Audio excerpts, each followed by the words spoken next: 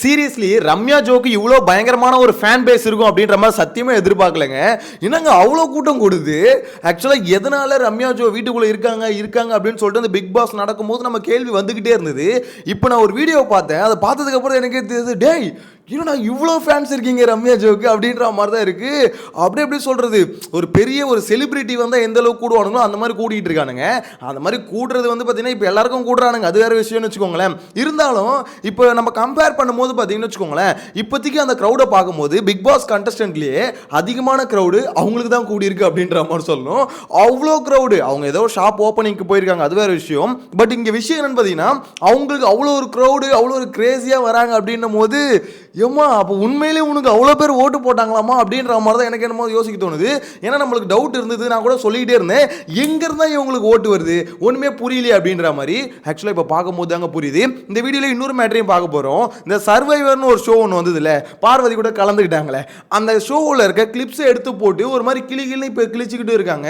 என்னடா இது இவ்வளோ நாள் கழிச்சு எதுக்கு திடீர்னு இந்த கிளிப்ஸை எடுத்து போட்டு பார்வதி அடிக்கிறாங்க அப்படின்னு பார்க்கும்போது, இல்லை எங்கள் காண்டத்தி இதுக்கு பின்னாடி கூட ஒரு கிளிப் ஓட்டிட்டு இருக்கு பார்த்தீங்களா. ஸோ விஷயம் என்னன்னா, இந்த கிளிப்ஸ் எல்லாம் எடுத்து போட்டு அவங்க ஒரு ஷோல இல்ல எல்லா ஷோலையும் போய் இப்படி தான் ஒரு ஷோவை காலி பண்ணிட்டு இருக்காங்க.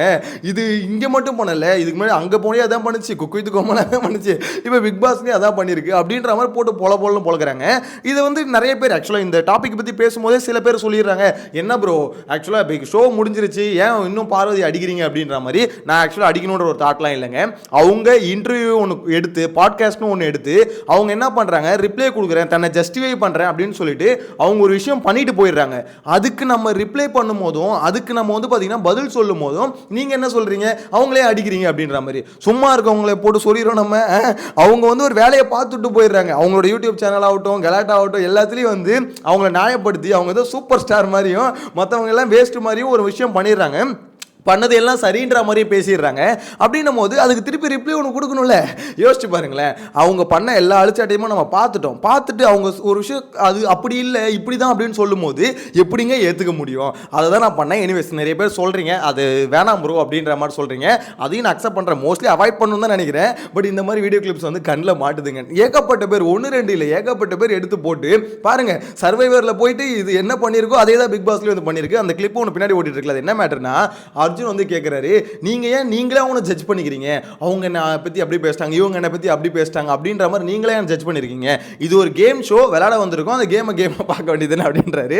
இல்லை என்னை வந்து பார்த்தீங்கன்னா லீடர் ஆக்கக்கூடாதுன்னு இதெல்லாம் பண்ணிட்டு இருக்காங்க அப்படின்ற மாதிரி எங்கள் பார்வதி பதில் சொல்லிட்டு இருக்காங்க.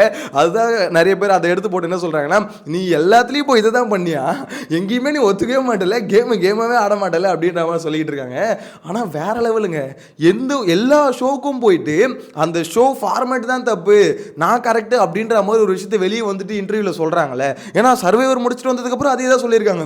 அது நான் அதெல்லாம் ஆக்சுவலாக அந்த ஷோ வந்து நான் அந்தளவுக்கு பெருசாக பார்க்கலன்னு வச்சுக்கோங்களேன். இப்போ இதெல்லாம் எடுத்து பார்க்கும்போது எம்மா தாயே நீ எல்லாத்துலேயும் ஒரே விஷயத்தமாக பண்ணியிருக்க அப்படின்ற மாதிரி எனக்கும் அது பார்க்கும்போது தோணுது. உங்களோட கருத்தை கமெண்ட்டில் மென்ஷன் பண்ணுங்கள். இன்னொன்று அந்த ரம்யா ஜோ இருக்காங்களே, ஸோ இவங்களுக்கு வந்து நம்ம பிக் பாஸ் வீடுக்குள்ளே இருக்கும்போது எங்கேருந்து இவ்வளோ ஓட்டு வருது ஒன்றுமே புரியலையே. ஆக்சுவலாக இப்படி இவ்வளோ நாள் இவங்க தங்குறாங்க, சந்திரமுகி பாம்பு, அந்த பாம்பு வீட்டை விட்டு வெளியே போக மாட்டுது அப்படின்ற மாதிரி ஏகப்பட்ட விஷயம் பேசியிருந்தோம்.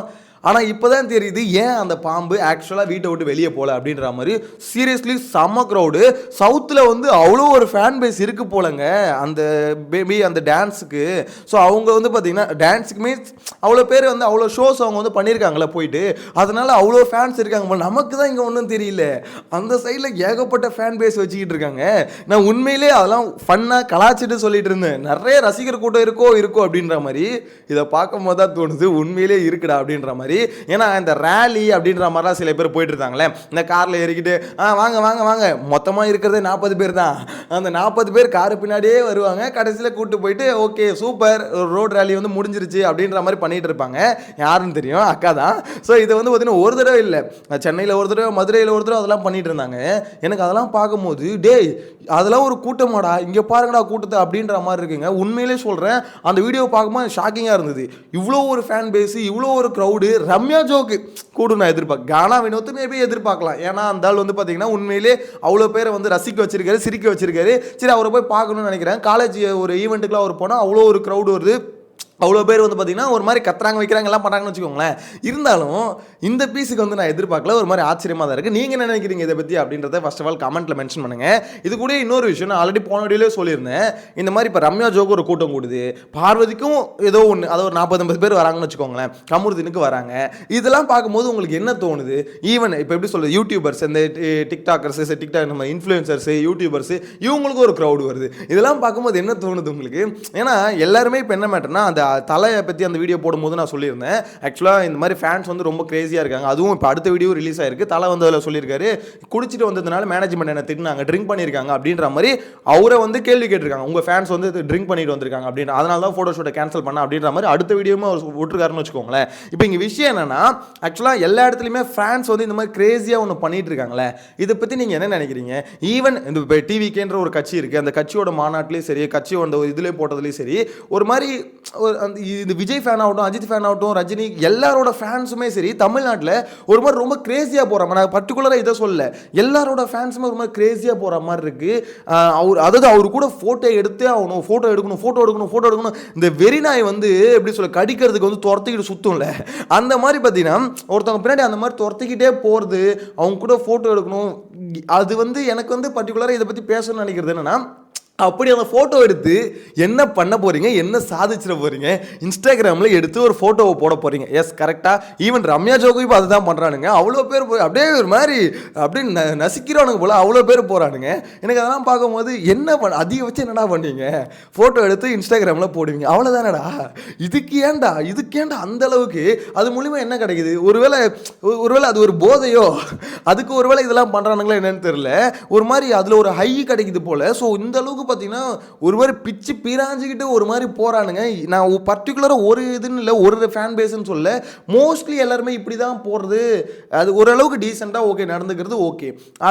அதை தாண்டி ஒரு லிமிட்டை தாண்டி அது ஒரு மாதிரி போகும்போது எனக்கு என்னமோ சரியாக படுற மாதிரி இல்லை. ஏன்னா இது வந்து தொடர்ந்து கொஞ்சம் நாளுக்கு நாள் பார்த்தீங்கன்னா, அதுவும் இந்த ஜென்ரேஷனில் ரொம்ப அதிகரிச்சுக்கிட்டே இருக்குது. அந்த ஃபேன்ஸுன்ற ஒரு விஷயத்தில், ரசிகர்னு ஒரு விஷயத்தில் கொண்டு வந்துட்டு, நான் வந்து எப்படியாவது அவங்க கூட ஃபோட்டோ எடுத்தே ஆகணும், செல்ஃபி எடுத்தே ஆகணும் அப்படின்றதுக்கோசம் உயிரை விட்றானுங்க. எனக்கு அதுதான், டேய் கீழே விழுந்தா அவ்வளோதான்டா அப்படின்னு சொல்லும்போது, நான் அந்த இடத்துல வந்து உங்க கூட ஃபோட்டோ எடுத்தே அவனும் தலைவா, ஒரே ஒரு ஃபோட்டோ போஸ்ட் கொடுத்துரு அப்படின்ற மாதிரிலாம் பண்ணிகிட்டு இருக்கானுங்க. இது ஒரு மாதிரி மைண்ட் செட் லெவலில் பார்த்தீங்கன்னா ஒரு பெரிய பிரச்சனை இருக்குது. ஸோ இது வந்து சரி பண்ணியே ஆகணும். நான் சொல்ல, எல்லாருமே அவங்க இண்டிவிஜுவலாக வந்து சரி பண்ணிக்கிட்டே ஆகணும். ஏன்னா அந்த ஃபோட்டோ எடுக்கணும்னு நினைக்கிறது தப்பு இல்லை. ஓகே, அவங்க ஃப்ரீயாக இருக்காங்க, நீங்களும் ஃப்ரீயாக இருக்கீங்க, ஓகே, அந்த சமயத்தில் போய் ஃபோட்டோ அவ்வளோ ஒரு க்ரௌடு மாதிரி அவ்வளோ பேர் இருக்கும்போது அந்த இடத்துல அடித்து பிடிச்சிக்கிட்டு போய் அந்த இடத்துல ஃபோட்டோ எடுத்து என்னோட இன்ஸ்டாகிராமில் போஸ்ட்டு போட்டு அதுக்கு ஒரு 100-150 லைக்கை வாங்கினா தான் அன்றைக்கி நைட்டு நான் நிம்மதியாக தூங்குவேன் அப்படின்னு நினைக்கிறாங்கன்னா, அந்த மென்டாலிட்டி தப்பா சரியா நீங்களே சொல்லுங்கள். எனக்கு அதை பார்க்கும்போது பார்த்தீங்கன்னா ரொம்ப தப்பாக இருக்குது. ஈவன் இந்த ரம்யா ஜோ இதை பார்த்தோன்னே அதுதான் ஞாபகம் வருது எனக்கு. அப்போ நீங்கள் யாரையும் விட்டு வைக்க மாட்டீங்களே. அதாவது ஃபேன்ஸ் ஒருத்தவங்க ரசிக்கிறது தப்பு இல்லை, ஆனால் இது மாதிரி ஒரு மாதிரி அதுக்கு வந்து ஒரு வெறியாக மாறக்கூடாதுல்ல. ரசிகராக இருக்கிறது வேற, வெறியனாக இருக்கிறது வேற. இங்கே நிறைய பேர் வந்து பார்த்தீங்கன்னா நிறைய பேருக்கு வெறியனாக மாறிக்கிட்டு இருக்காங்க அப்படின்ற மாதிரி தான் என்னை பொறுத்தவரைக்கும் சொல்ல தோணுது. உங்களோட கருத்தை கமெண்ட்டில் மென்ஷன் பண்ணுங்கள். நெக்ஸ்ட் வீடியோவில் மீட் பண்ணலாம். Tata, bye by.